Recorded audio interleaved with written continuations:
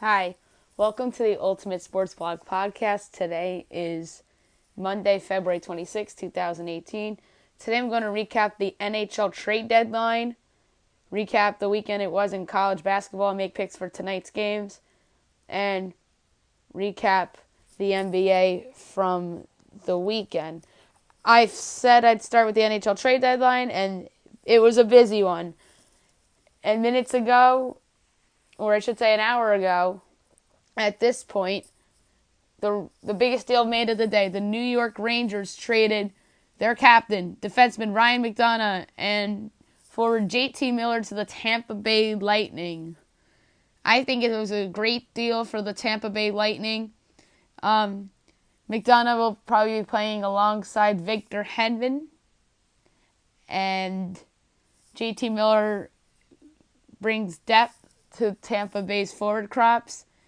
And the return for the Rangers includes forward Vladislav Nemestikov and prospects Brent Howden and Libor Hajek, and the 2018 first-round pick and the conditional second-round pick for 2019, in which if Tampa Bay wins the Stanley Cup either this year or next year, the 2019 second-round pick becomes a first-round pick. I think it's a nice haul for New York, considering that Tampa was not, or willing not to trade their better prospects in Callan Foote and Sergachev and among them. So I like the deal for New York. I love it for Tampa. And I think this makes Tampa Bay the favorites to win the Stanley Cup. The Edmonton Oilers traded away Patrick Maroon to the New Jersey Devils for a 2019 third-round pick and prospect J.D. Dudek. And I think it's a good deal for New Jersey. New Jersey also traded for Michael Grabner last week, so New Jersey, I think, has improved their chances and are, I think, a little sleeping giant in the Eastern Conference that could possibly make the conference finals if things break their way. The Calgary Flames acquired forward Nick Shore from the Ottawa Senators. Nice depth piece for the Calgary Flames. The Montreal Canadiens land Mike Riley from the Minnesota Wild for a 2019 fifth-round pick. And I thought that was a weird one, and considering Montreal should be going the other way and selling. The Vegas Golden Knights acquired Thomas Tatar from the Detroit Red Wings for a 2018 first-round pick, a 2019 second-round pick, and a 2021 third-round pick. 2020 third-round pick. I like it for Vegas. Nice return for Detroit. Pittsburgh acquired Josh Juris from Carolina. That's a nice depth piece for them. And they earlier in the week acquired Derek Brassard from the Senators. So two nice deals for Pittsburgh. Winnipeg acquired Joe Morrow from Montreal for a fourth-round pick. Nice depth defensive piece for Winnipeg. Thomas Vanek was traded from Vancouver to Columbus. That's a nice deal for Columbus. He brings leadership, veteran leadership, and should play in their top 9. So nice deal for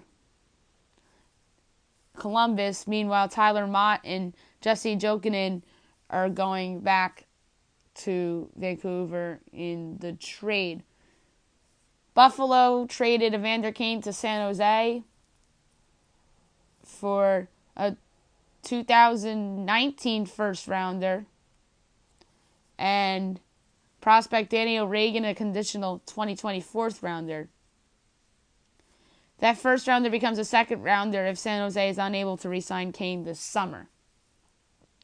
So a nice deal for Buffalo. Great deal for San Jose. He should be playing in their top 6. And probably the most surprising deal of the day, the St. Louis Blues, losers of 6 straight games, traded away Paul Stastny to the Winnipeg Jets. And they will receive in return St. Louis's first-round pick. And I really like the deal for both teams. Winnipeg improves its forwards depth, and St. Louis gets a first, and they also get Another piece in the deal.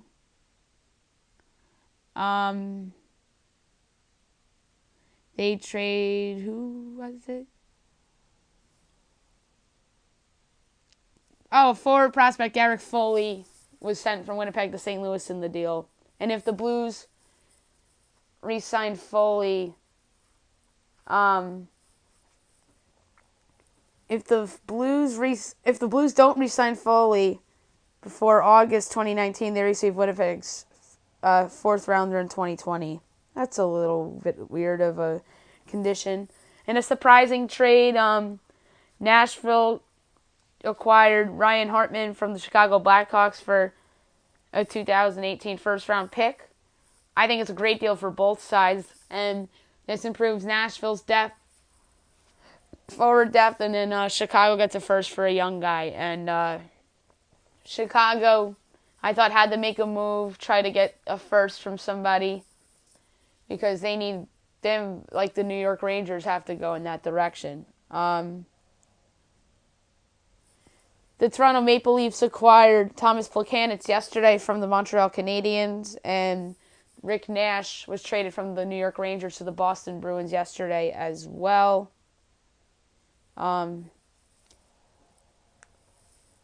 Boston gets even better. I think they're arguably the second best team in the East now, behind Tampa, maybe third if you would put Pittsburgh in that conversation. In the return for Nash, the Rangers received The Rangers did get a nice return. They got Boston's 2000. They trade him at the draft, but that was a mistake made by the Red Wings. I'm going to do a podcast later tonight to get full detail into the NHL Trade Deadline and give every team a grade, similar to what I did for the NBA. On to college basketball. Friday night I only picked one game, and that was number 18 Rhode Island hosting Dayton, and they got the win 81-56. Rhode Island improves to 23-4. Dayton drops to 13-15. It's not the Dayton team of old. They are sort of in a rebuild right now, and after all those good years with Archie Miller. Saturday I picked 33 games. I went 23-10. So that's pretty good. And I'll go over which ones I got correct and which ones I got wrong as I go. Number 17, Michigan defeated Maryland by a score of 85-61. Big win for Michigan. Crushing loss for the Terps of Maryland, who dropped to 19-12. Michigan improves to 24-7. I had Maryland on the podcast. DePaul defeated Marquette by a score of 70-62. DePaul improves to 11-17. Marquette drops to 16-12. Bad loss for Marquette. That's a crusher for them, too. I had Marquette on the podcast. Providence defeated Georgetown by a score of 74-69. Big win for Providence. Help its at-large case to improve to 18-11. Georgetown drops to 15-12. I had Georgetown on the podcast. Seton Hall defeated St. John's 81-74 in overtime. Big win for the Pirates of Seton Hall, who improved to 20-9. St. John's drops to 14-15. I had St. John's on the podcast. I was wrong. TCU defeated Baylor by a score of 82-72. Big win for TCU as they improved to 20-9. Baylor drops to 17-12. Baylor, I think, is lurking on the bubble. I might have to do 2 podcasts tonight to do a new bracket, and obviously another one for hockey, but I have to reevaluate because so many big results from the weekend that it looks like a mess right now, and I'm talking about the bubble being a mess. Louisville defeated Virginia Tech by a score of 75-68. Big win for the Cardinals as they improve to 19-10. Virginia drops to 20-9. I think Louisville puts itself in the picture for an at-large. It's okay for Virginia Tech. I'm not going to fault them for this loss. It's just a bigger win for Louisville. And I think Virginia Tech's picked up the necessary wins. And they have a big game against Duke tonight. If they were to pick off Duke tonight, I think it'd make them a lock to get in. And I had Virginia Tech on the podcast, too, and I was wrong. Number 19, Tennessee defeated Ole Miss by a score of 73-65. Tennessee improves to 21-7. Ole Miss drops to 12-17. And Tennessee, that's a nice and much-needed win for them. And they are probably headed for a top 5 seed in the tournament, and I had Tennessee on the podcast. Miami defeated Boston College by a score of 79-78. Big win for the Hurricanes. They improved to 20-8. Boston College drops to 16-13. I had Miami on the podcast. Georgia defeated LSU by a score of 93-82. Big win for the Bulldogs as they improve to 16-12, and LSU drops to 16-12. And this was a possible elimination game in terms of the bubble and at-large bids. So, big-time win for Georgia, and I had them on the podcast as well. Number 13, Wichita State defeated SMU by a score of 84-78. Big win for the Shockers as they improve to 23-5. SMU drops to 16-13. I had Wichita on the podcast. Texas defeated Oklahoma State by a score of 65-64. Big win for the Longhorns to keep their at-large hopes alive. They improved to 17-12. Oklahoma State drops to 16-13. I had the Longhorns on the podcast. Big win for the USC Trojans going to Utah and getting a big quality road win, 74-58. I had Utah on the podcast. I was wrong. USC improves to 21-9. Utah drops to 18-10. I don't want to say Utah's done because they have the Pac-12 tournament to get opportunities, and they have a couple games this week that they can pick, that they can conceivably win. Big-time win for the Trojans. I think they're in the field. Creighton upset number 3 Villanova by a score of 89-83 in overtime. Gigantic win for Creighton. They improved to 29. Villanova drops to 25-4. Creighton's definitely in the picture now. I had Villanova on the podcast. I was wrong. Wouldn't be shocked if Villanova still got a 1 seed. I just think that they're 2 losses away from the 2 line are the Wildcats of Villanova. Notre Dame defeated Wake Forest by a score of 76-71. Big win for the Irish. They improved to 17-12. Wake drops to 11-18. Notre Dame is lurking on the bubble. And I had Notre Dame on the podcast if I didn't mention that. Number 15, Clemson defeated Georgia Tech by a score of 75-67. Clemson improves to 21-7. Georgia Tech drops to 11-18. I had Clemson on the podcast. Big win for the Mississippi State Bulldogs as they defeated South Carolina by a score of 72-68 in overtime. They improved to 21-8. South Carolina drops to 15-14. I'd put Mississippi State in the tournament as of today, and I had them on the podcast as well. Big win for the Bulldogs. Number 1, Virginia defeated Pitt by a score of 66-37. I had Virginia on the podcast. They improved to 26-2. Pitt drops to 8-22. And Pitt had a grand total of 7 points in the first half. Just a fun fact for that. I was flabbergasted when I saw that stat. Big win for Texas A&M going to Vanderbilt and picking up a 89-81 victory. I had A&M on the podcast. They improved to 18-11. Vandy drops to 11-18. And I'd put A&M in the bracket as of right now. Big win for number 8 Kansas, who defeats number 6 Texas Tech by a score of 74-72. The Jayhawks are yet on their way to another Big 12 title. They improved to 23-6. Texas Tech, now losers of 4 straight games, drops to 22-7.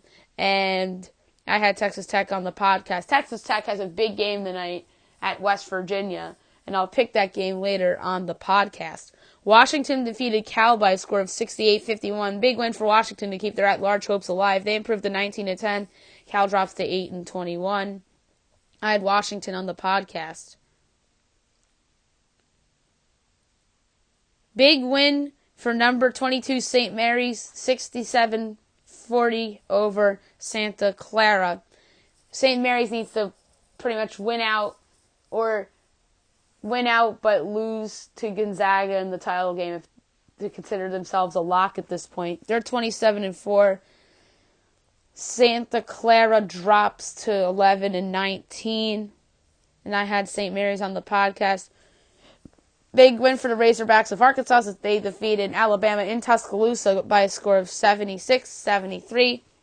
Arkansas improves to 29. Alabama drops to 17-12. Alabama is getting closer to the wrong side of the bubble. Meanwhile, Arkansas is probably headed for a 6th seed at this point. Number 21, West Virginia defeated Iowa State by a score of 85-70. Big win for the Mountaineers as they improved to 21-8. Iowa State drops to 13-15. Maybe West Virginia is riding the ship a little bit with a couple wins. They have a big game tonight against Texas Tech that I'm going to pick later on in the podcast. Oklahoma snapped its losing streak by defeating Kansas State by a score of 86-77. Oklahoma improves to 17-11. Kansas State drops to 29. Big time win for the Sooners. They needed that game. I think Kansas State's okay with this loss, and I had Oklahoma on the podcast as well as West Virginia. I had Alabama on the podcast. I was wrong there. Number 5, Duke defeated Syracuse by a score of 60-44. Duke improves to 24-5. Syracuse drops to 18-11. Syracuse is right there on the bubble. Big win for Duke. Duke might be headed for a 1 seed. And I had Duke on the podcast. Another team that got a big win over the weekend is the Stanford Cardinal, who got a win over Washington State, 86-84. Stanford is interesting, 16-13 now, and Washington State drops to 11-17. Stanford is a dark horse. If they can pick off a couple people in the Pac-12 tournament, they might be lurking in the play-in game come the tournament. So big win for Stanford. Number 24, Middle Tennessee State defeated UAB by a score of 79-54. Middle Tennessee improves to 23-5. UAB drops to 17-12. Middle Tennessee, I just can't help but point at the 12 seed for them. They have 12 seed written all over them because the committee doesn't usually award teams from smaller conferences that are ranked, unless if it's like a Gonzaga or a St. Mary's or, well, Wichita State's in a bigger conference, so they're like out of that conversation now. Number 6, Gonzaga defeated BYU by a score of 79-65. Gonzaga improves to 20-7-4. BYU drops to 22-9. I had Gonzaga and Middle Tennessee on the podcast. Oregon State upset Arizona State by a score of 79-75.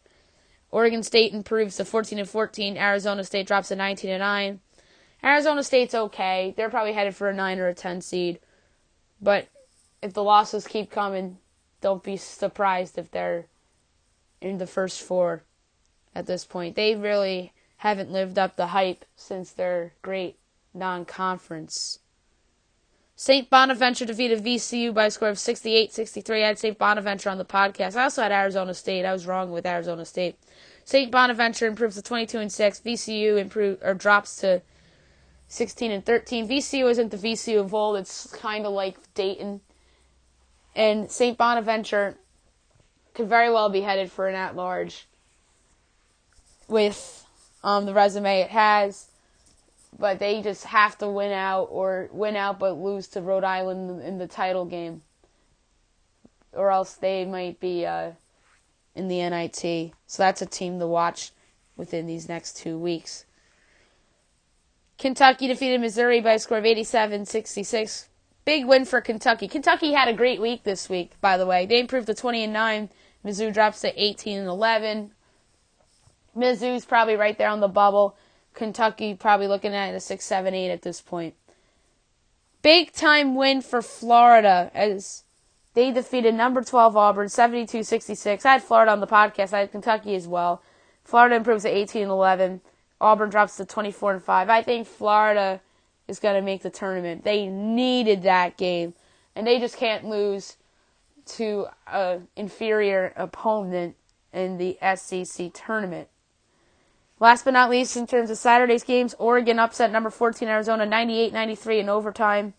Big win for the Ducks, 19-10 now. 22-7 are the Wildcats. The Wildcats are such a mess right now. Sean Miller didn't even coach the game. And they're just in a messy spot. Meanwhile, for Oregon, big resume win. And I think that's a likely candidate to be headed to the tournament now. So, big win for the Oregon Ducks, despite all the drama with Arizona. Sunday's games, I picked 8 of them, and I went 7-1. Number 11, Cincinnati defeated Tulsa by a score of 82-74. Big win for Cincinnati. They improved to 25-4. Tulsa drops to 17-11. Number 2, Michigan State defeated Wisconsin by a score of 68-63. Wisconsin's 28-3 now. Wisconsin drops to 14-17. Wisconsin gave Michigan State a game, and credit to the Badgers for that. But the big story here is that the Spartans earned the Big Ten title outright and are likely headed for a 1 seed, barring an unexpected loss in the Big Ten tournament. Houston defeated ECU by a score of 109-58. The number 23 team in the country improves to 22-6. ECU drops to 10-17. Fun fact about this game, Houston had a 62-13 lead at halftime of this game. And you thought that Pitt scoring 7 points against Virginia was crazy? That's a crazy halftime score as well.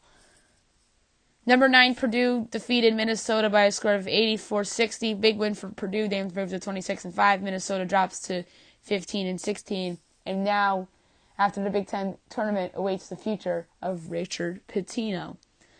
Result worth mentioning, but I didn't pick the game. Memphis-UConn. Memphis defeated UConn 83-79. And the result I did have, or a game I did pick on the podcast, the lone game I got incorrect from Sunday, Colorado upset UCLA by a score of 80-76. Big win for Colorado. They improved to 16-13. UCLA drops to 19-10. UCLA's hindering on the bubble right now. And we'll see what goes on with them in the Pac-12 tournament next week. Number 20, Nevada defeated Colorado State by a score of 92-83. Nevada improves to 25-5. Colorado State drops to 11-19. Big win for Nevada. And what I said was arguably the biggest game of Sunday, Nebraska defeated Penn State by a score of 76-64. Big win for the Cornhuskers, resume builder. They improved to 22-9. Their bench mob continues. Penn State drops to 19-12 and are probably on the wrong side of the bubble.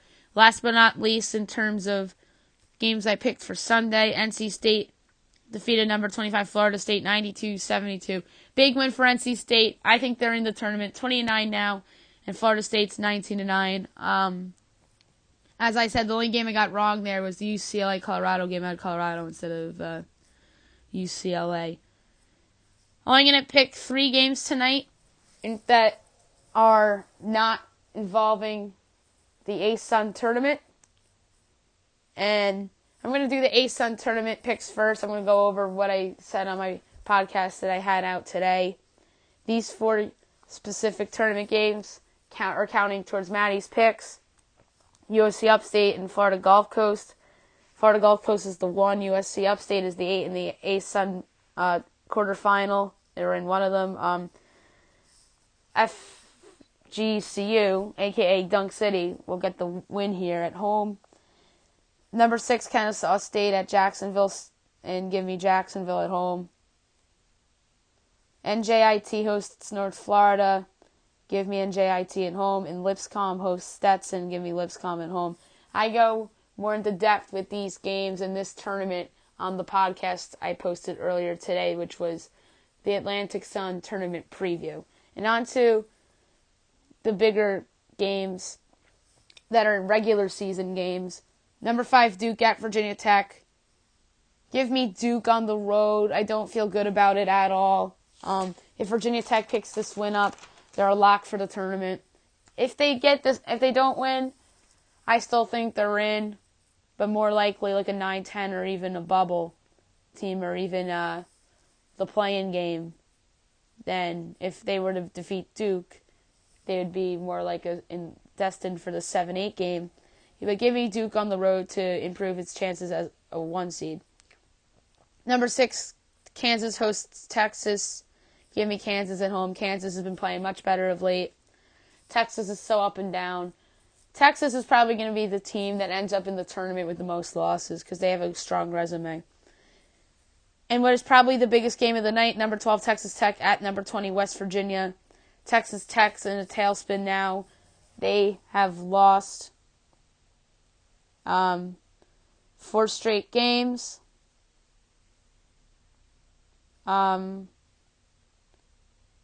They've lost 3 straight games. Make it 4 straight games. West Virginia has won 3 of their last 4 games.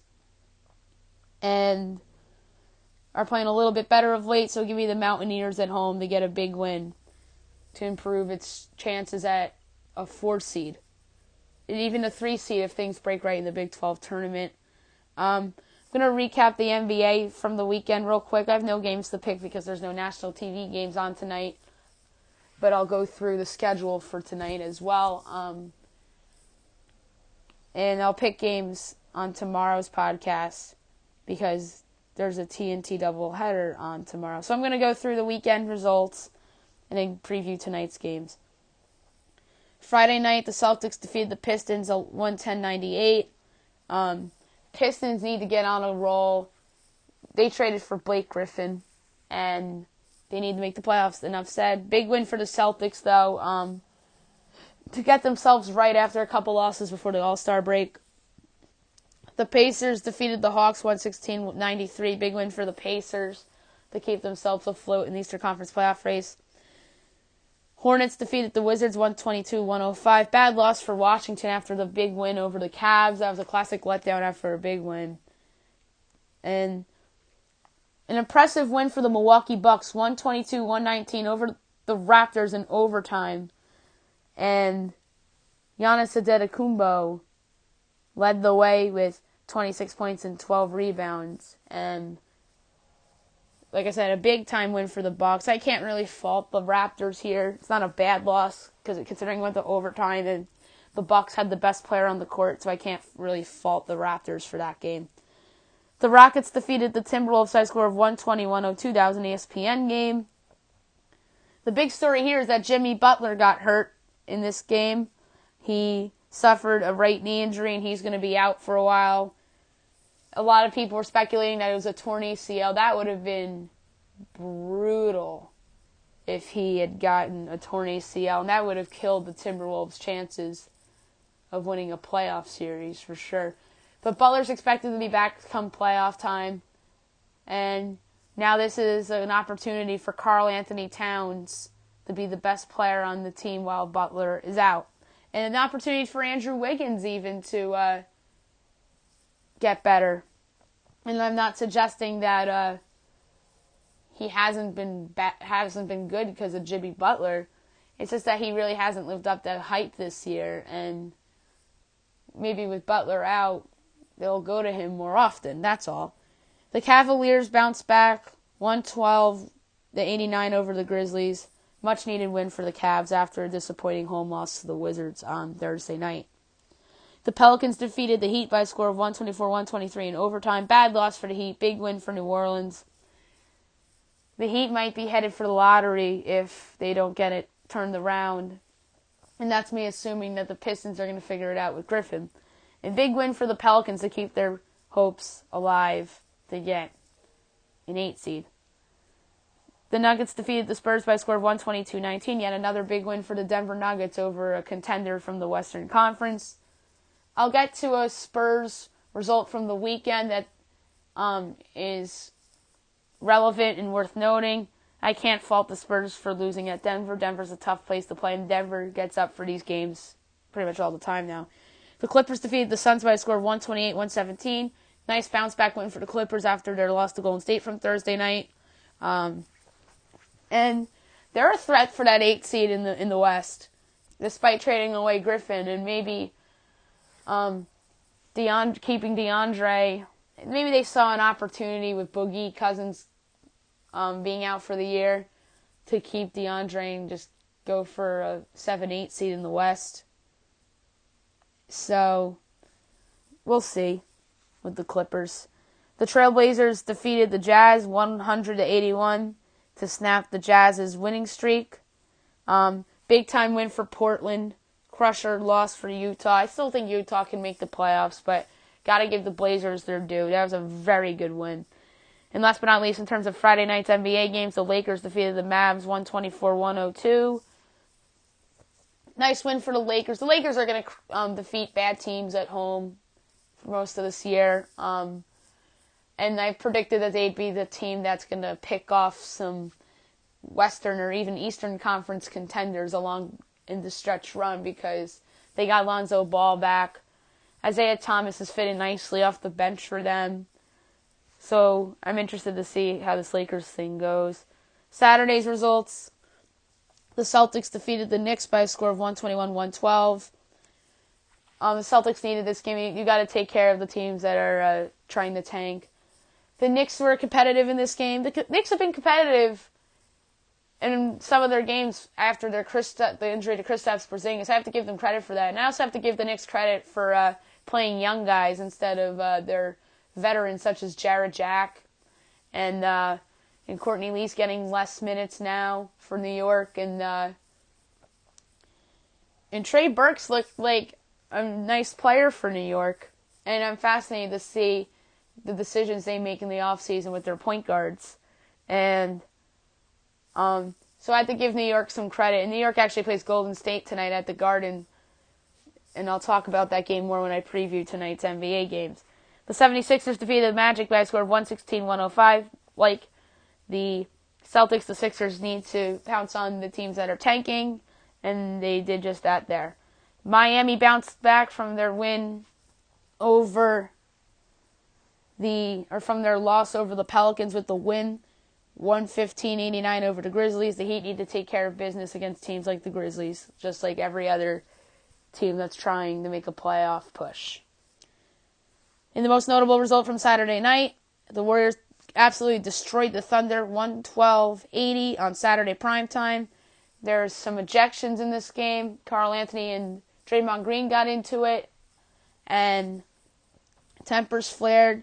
Big win for the Warriors considering that they haven't beaten the Thunder all year. The Warriors are, I think, trying for that 1 seed. I did say I'd be surprised if the Warriors lost 20 or more games, and they'll just keep it rolling. The Timberwolves defeated the Bulls by a score of 122-104. Like I said, you got to keep beating up on the bad teams if you're pushing for a playoff spot. The Trailblazers defeated the Suns by a score of 106-104. Another big win for Portland. The Jazz defeated the Mavericks by a score of 97-90, so they bounced back after their loss to Portland. The Lakers defeated the Kings by a score of 113-108 on the road in Sacramento. Sunday's notable results. The Hornets defeated the Pistons by a score of 114-98. Bad loss for Detroit. Charlotte picked up a couple wins in a row. Maybe they make a late season push, and their decisions not to trade Kemba Walker and Nick Batum and Dwight Howard look actually somewhat smart if they end up in a playoff spot and give somebody a run for their money in the playoffs. Big time win for the Pelicans, defeating the Bucks in Milwaukee 123-121 in overtime. So 2 big wins for Anthony Davis's team, and maybe they'll be headed for that 8th seed in the Western Conference. Big time win for the San Antonio Spurs on Sunday, 110-94 over the Cavs in Cleveland. And that snaps their losing streak. And for some reason, the Spurs tend to pick off Cleveland in Cleveland like every year since LeBron went back there in 2014. So give credit to the Spurs, man. Popovich. I don't know how the Spurs do it. Like, they're just so good. Kawhi might be out for the year. And they just continue to win these games, win big games on national TV. Although they have their fair share of losses like they did at Denver. And they did lose 2 games to Utah, or 3 games to Utah, I don't remember. But that was a big win for San Antonio. And I can't really fault Cleveland for this loss, really, even though it was sort of a blowout. But I think Cleveland is headed for better things, though. I still believe in the Cavs. Big win for the Washington Wizards, 109-94 over the Sixers. Good bounce back over since that loss from Charlotte.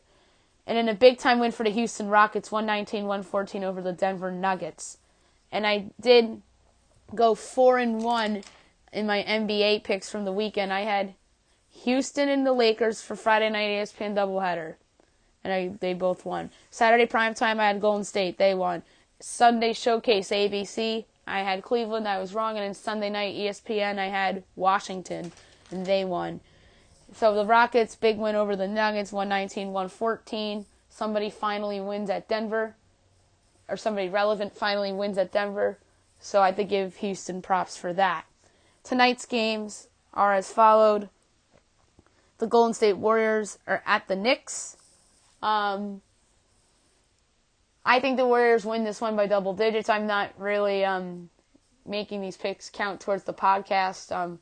It's just my predictions. I think the Warriors win by double digits, although I won't be surprised if the Knicks are in this game for 2.5 quarters because they tend to fall apart in the third quarter sometimes. So I'm going to say they're in this one for 2.5 quarters. I think Enes Kanter will probably have a nice game because Golden State isn't that strong of a rebounding team, especially from the center position. The Lakers are at the Hawks. The Lakers will probably win that game. And the Hawks are tanking. And the Lakers don't have their own picks, so they have no business tanking. The Grizzlies are at the Celtics. The Celtics need to take care of business. I think they will. A battle of tanking teams, although the Nets don't own their pick. They host the Bulls. That has high-scoring overtime written all over it. Won't be shocked if either team wins. Probably would lean Nets there. Pistons at the Raptors is interesting. The Pistons have not played well since they got Griffin. But I think Toronto gets this win at home. The Suns are at the Pelicans. The Pelicans need to beat the Suns. Enough said. Speaking of must-win games, that's Oklahoma City Thunder tonight at home against the Orlando Magic, who are tanking. The Pacers are at the Mavericks. The Pacers need to pick up a win here. I won't be shocked if the Mavs win because I don't trust Indiana. But Indiana needs to get this win if they want to hang around and prove themselves. A nice one, Rockets at the Jazz. We'll see if the Jazz begin a new win streak. And if the Rockets can avoid a letdown after the big win over Denver. And then last but not least, you have the Timberwolves at the Kings. The Timberwolves need to pick or get this win. I'll see you all tomorrow. Or even tonight if I get some podcasts done, for that matter.